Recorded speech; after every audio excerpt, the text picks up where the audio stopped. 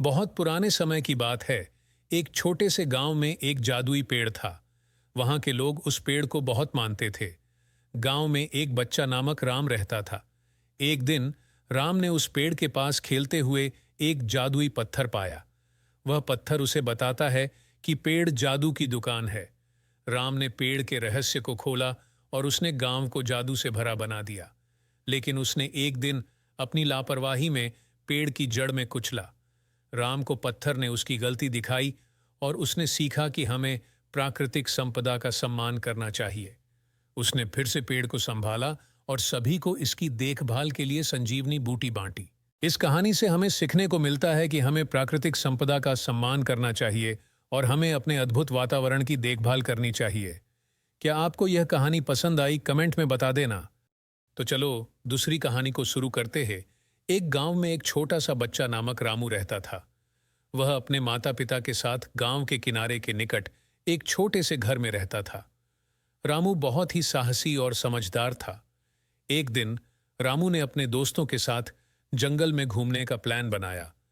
जंगल में घूमते हुए वे एक नदी के पास पहुंचे। वहां वे देखा कि नदी का पानी अद्भुत रूप से स्वच्छ और प्राकृतिक था। रामू और उसके दोस्तों ने नदी के किनारे बैठकर आराम किया।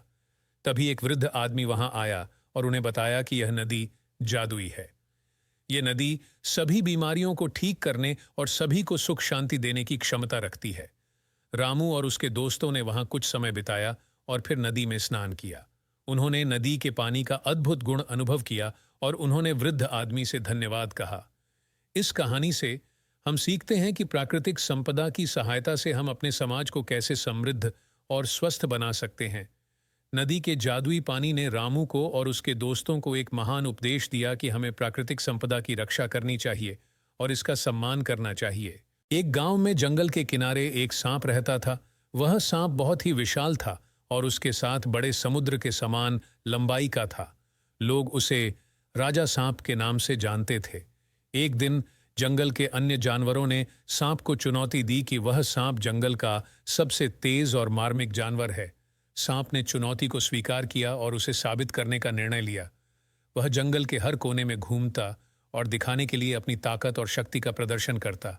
वह जंगल के अन्य जानवरों को भी डरा देता और अपने राज्य को सुरक्षित रखता। एक दिन एक बच्चा शेर उससे मिला और उसने सांप को चुनौती दी कि वह उससे दौड़ में मुकाबला करे। राजा सांप ने इस चुनौती को स्वीकार किया। शेर और सांप के बीच एक महान दौड़ शुरू हुआ।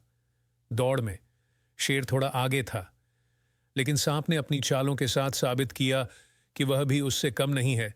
अंत में सांप ने दौड़ जीत ली और उसकी शक्ति और तेजी का प्रमाण दिया। जंगल के सभी जानवर उसे सम्मान और आदर देने लगे। इसके बाद सांप ने समझा कि असली ताकत और शक्ति उसकी धैर्य, विवेक और बुद्धिमत्ता में है। वह जंगल का सबसे महान और प्रतिष्ठित जानवर बन गया। इसी तरह सांप ने अपने धैर्य और साहस के साथ जीवन की हर चुनौती का सामना किया और जंगल का राजा बना।